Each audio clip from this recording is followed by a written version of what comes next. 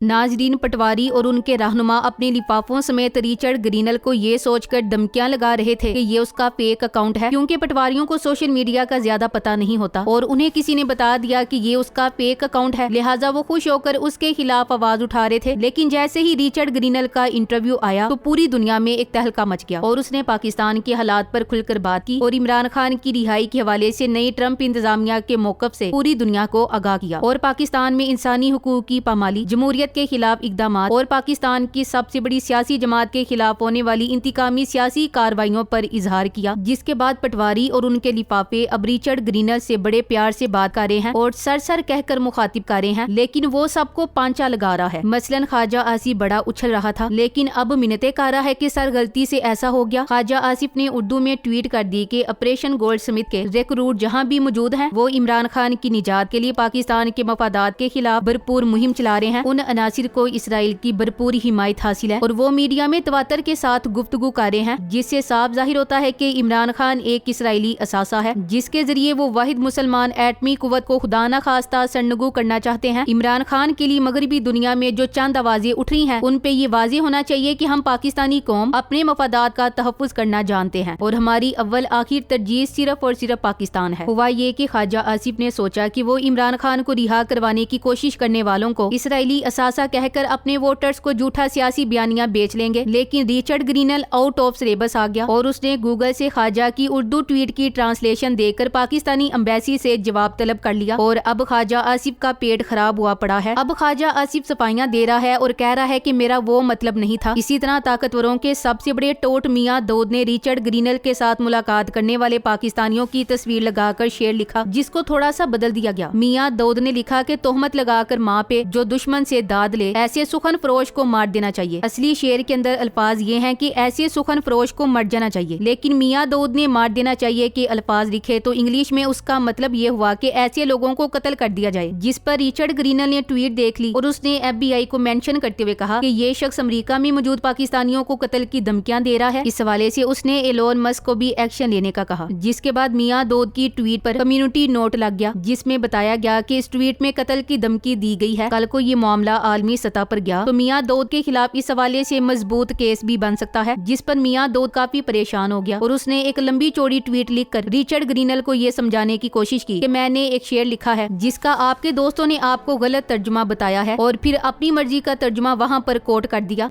लेकिन उसकी ट्वीट के कमेंट्स में पाकिस्तानियों ने बताया कि उसने जानबूझकर शेर गलत लिखा है और रिचर्ड को ये भी बताया गया कि ये वही शख्स है जो न सिर्फ पाकिस्तान में जजों को धमकियां देता है, बल्कि जिस शख्स ने इमरान खान पर कातिलाना हमला किया था ये उस शख्स का वकील भी है, यानी ये मौजूदा ताकतवरों का टोर्स भी है और लोगों को कत्लेआम की धमकियां दे रहा है। और इसी तरह की फस्ताई सोच के तहत इमरान खान पर 2 दफा कातिलाना हमले हुए हैं और इसी सोच के तहत 26 नवंबर को भी इस्लामाबाद में शोहदा चौक में 100 से ज्यादा निहत्थे मुजाहिरीन को कत्ल किया गया है। इसके बाद मियां दाऊद की हालत भी काफी टाइट है और बहुत जल्द इंतजामिया आने के बाद अमेरिका में इस पर केस भी बन सकता है। मियां दाऊद ने अपनी ट्वीट डिलीट कर दी है और रिचर्ड ग्रीनल से माफिया मांगता फिर रहा है। इसी तरह पीपल्स पार्टी की रहनुमा श्री रहमान के हवाले से एक सारिफ ने रिचर्ड ग्रीनल की तवज्जो मबजूल करवाई और बताया कि उसने अपने इदारे के लिए अमेरिका से $5 मिलियन फंड लिए हुए हैं और ये कहती है कि ये फंड पाकिस्तान में जमहूरियत की मजबूती के लिए इस्तेमाल किए जाएंगे, लेकिन ये अमेरिकियों का पैसा खाकर जमहूरियत को मजबूत करने की बजाय डिक्टेटरशिप को सपोर्ट कारी है। जिस पर रिचर्ड ग्रीनल ने श्री रहमान को भी आड़े हाथों लिया और वाजे किया कि आइंदा अमरीकी शहरियों के टैक्स का पैसा ऐसे लोगों के हाथों नहीं जाएगा। श्री रहमान की अमरीकी इमदाद बंद होने पर वो बिलबिला उठी और रिचर्ड ग्रीनल को सफाइयां दे रही है। ये वही औरत है जो चंद दिन पहले तक रिचर्ड के खिलाफ बोल रही थी, लेकिन अब उसे सर कहकर मुखातिब करती है और ऐसे सफाइयां दे रही है जैसे बच्चा क्लास से छुट्टी करने पर अगले दिन टीचर के सामने मासूम सा बनकर सफाइयां दे रहा होता है। अमेरिका में बदलते हालात की वजह से पाकिस्तान के हालात पर बराह रास्त असर पड़ रहा है और लिफाफों और हुकूमती रहनुमाओं की चीखें बुलंद हो रही हैं। 5 नवंबर 2024 में अमरीकी इलेक्शन के नतीजे में अमरीकी अवाम ने आलमी एस्टेब्लिशमेंट के खिलाफ जाकर ट्रम्प की पार्टी को वोट दिया और ट्रम्प को जितवाया। यहाँ ये चीज काबिल गौर है कि इलेक्शन से कबल अमरीका में ट्रम्प और उसकी पार्टी के साथ भी तकरीबन और बेशतर वही सलूक किया जाता रहा था जो यहाँ पाकिस्तान में PTI के साथ किया जा रहा था। लेकिन चूंकि पाकिस्तान में अदलिया उस वक्त तवाइफ के कोठे की तरह काम कर रही थी, लिहाजा पाकिस्तान में इस बर्बरियत की शिद्दत रेक्टर स्केल में काफी کافی زیادہ تھی، لیکن امریکہ کی عدلیہ نے امریکی اسٹیبلشمنٹ کی اس بےغیرتی کو قانون کے مطابق لگام دی۔ ٹرمپ پر الیکشن مہم کے دوران 2 قاتلانہ حملے کیے گئے، لیکن اللہ تعالیٰ کی ذات نے ٹرمپ کو محفوظ رکھا۔ ٹرمپ کی ساری پارٹی کے ساتھ جو بربریت کی گئی ہے، اس کے بعد ٹرمپ کی ساری پارٹی کی اس وقت وہی کنڈیشن ہے جو پاکستان میں پی ٹی آئی کی ہے، یعنی وہ اپنی اسٹیبلشمنٹ کے سخت خلاف ہیں، لہٰذا وہ اسٹیبلشمنٹ کو رگیدنے کا کوئی موقع ہاتھ سے نہیں جانے دیتے، کیونکہ سیاسی آدمی ہیں تو وہ سیاست سے ہی مقابلہ کریں گے۔ لیکن کل ٹرمپ کے اسپیشل ایلچی ریچرڈ گرینل کا سوشل میڈیا پر کافی چرچا ہے، جو کہ اس وقت کی موجودہ رجیم کو مکمل سیدھے ہو چکے ہیں۔ اگر آپ سوشل میڈیا کو فالو کرتے ہیں تو آپ کو علم ہوگا کہ یہ سب جیو نیوز کے ریچرڈ گرینل پر ذاتی اٹیک کرنے کے بعد سے شروع ہوا۔ جیو نیوز نے ریچرڈ گرینل پر پرسنل اٹیک کیا، جس کے بعد ریچرڈ گرینل نے اپنی AK-47 نکال کر جیو اور جیو نیوز کے دفاع میں آنے والے ہر ٹوٹ کو بون دیا، اور یہ لڑائی بڑھتے بڑھتے اب رجیم چینج کے وزیروں تک پہنچ گئی ہے۔ تازہ ترین صورتحال کے مطابق ریچرڈ نے کل رات وزیر دفاع خواجہ آصف، وزیر مملکت شری رحمان اور وکیل ٹوٹ میاں داد کو لمحے ڈالا، اور اس وقت ان کی ماں مری ہوئی ہے، جس کے بعد پاکستان میں موجود حجاب میں لپٹی طوائف جیسی ٹوٹوں نے مشورہ دیا کہ عمران خان کا وہ بیانیہ ایبسولوٹلی ناٹ کو واپس ان پر الٹانے کا وقت آ چکا ہے۔ لیکن یہاں عرض یہ ہے کہ اس بیانیے کو بنانے سے پہلے آپ کو سمجھنا ہوگا کہ ریچرڈ گرینل اگر اس وقت فری عمران خان کی بات کر رہا ہے تو اس کے کہنے کو آپ یہ مت سمجھیں کہ یہ امریکہ کہہ رہا ہے، کیونکہ امریکہ وہی کہہ رہا ہے جو اس کی اسٹیبلشمنٹ کہتی ہے، اور امریکہ اسٹیبلشمنٹ اس وقت ٹرمپ اور ٹرمپ کی انتظامیہ کے مکمل خلاف ہے۔ اس وقت امریکہ میں تقریباً وہی سچویشن ہے جو 1961 میں جون ایف کینیڈی کے صدر بننے کے بعد بنی۔ ہم آسان الفاظ میں یہ کہہ سکتے ہیں کہ امریکی اسٹیبلشمنٹ اور ٹرمپ انتظامیہ ایک پیج پر نہیں ہے۔ اس صورتحال میں امریکی اسٹیبلشمنٹ ٹرمپ انتظامیہ کو انڈر پریشر کر کے اپنی لائن پر لانے کی کوشش کرے گی، اور ٹرمپ انتظامیہ امریکی اسٹیبلشمنٹ کو انڈر پریشر کر کے اپنی لائن پر لانے کی کوشش کرے گی، اور ریچرڈ کی فری عمران خان کی اس وقت یہ کیمپین امریکی اسٹیبلشمنٹ کو انڈر پریشر کر کے اپنی لائن پر لانے کا شاخسا لگ رہا ہے۔ ریچرڈ کا عمران خان یا پاکستانی فوج یا پاکستان سے کوئی لینا دینا نہیں۔ ریچرڈ نے اس وقت بظاہر لمبے اسٹیبلشمنٹ اور اس کے قطوروں کو ڈالا ہوا ہے، لیکن وہ پریشر اپنی امریکی اسٹیبلشمنٹ کو کر رہا ہے۔ ٹرمپ انتظامیہ کے پاس کچھ ایشوز ہیں جن پر وہ اپنی اسٹیبلشمنٹ کو بلیک میل کرے گی، جس میں رجیم چینج پاکستان، یوکرین جنگ، مشرق وسطی شامل ہیں۔ مشرق وسطی میں کسی حد تک امریکی اسٹیبلشمنٹ نے سیٹلمنٹ کر لی ہے، باقی ایشوز میں بھی امریکی اسٹیبلشمنٹ نے متعلقہ حکام کو بولا کہ اپنا اپنا بندوبست کر لو، جس کے بعد اسٹیبلشمنٹ نے پاکستان میں مذاکرات شروع کروائی۔ یوکرین جنگ کے بارے میں کہا جا رہا ہے کہ روس نے مشرق وسطی سے اپنی دستبرداری یوکرین میں امریکی دستبرداری کے بدلے میں کی ہے۔ اب پتہ نہیں اس میں کتنی سچائی، لیکن یوکرین جنگ اور رجیم چینج پاکستان کے ایشوز ابھی موجود ہیں، اس لیے ریچرڈ رجیم چینج پاکستان میں فری عمران خان سے اپنی اسٹیبلشمنٹ کو بھرپور پریشرائز کر رہا ہے، اور ہو سکتا ہے ریچرڈ خود ہی میڈیا پر آ کر رجیم چینج میں ملوث ڈونلڈ لو سمیت تمام کرداروں کو خود ہی ننگا کرے۔ لہٰذا حجاب میں لپٹی طوائف کو کہنا تھا کہ آپ کا یہ ایبسولوٹلی ناٹ والا چورن اب بکنے والا نہیں۔ اس چورن کی گراؤنڈ ریئلٹی یہ ہے کہ پاکستان اور خصوصاً پنجاب میں جو بربریت ڈائی گئی، اس کے بعد پچھلے 1 سال سے گراؤنڈ پر لوگوں میں یہ کامن پرسپشن سرایت کر چکا تھا کہ جب ٹرمپ آئے گا تو تب بھی انہیں ظلم اور بربریت سے چھٹکارا ملے گا۔ لہٰذا جس گراؤنڈ لیول کی عام عوام پر ظلم اور بربریت کے بعد ٹرمپ ان کی نظر میں مسیحا ہے اور ٹرمپ سے ان کی امیدیں وابستہ ہوں، وہاں ایبسولوٹلی ناٹ والا بیانیہ عوام میں بھی اب اثر کرنے والا نہیں۔ Thanks for watching. اللہ حافظ۔